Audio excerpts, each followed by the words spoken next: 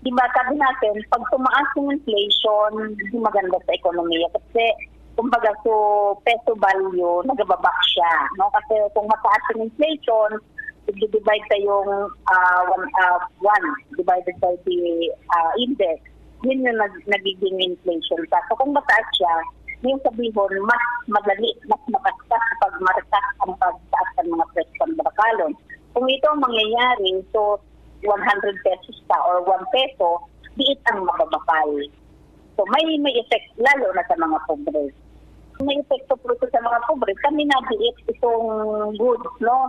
Imbis na nababakal sa ngayon pang gatos, na yun yung boss ng ngunyan. Ang boss na lang mababakal sa panggatos, 80 sira na siya na. Nababa ko yun. Oh, 80 na lang, no? 80 centavos na lang kumbaga piso. Yun na lang ang worth ng piso sa ngunyan.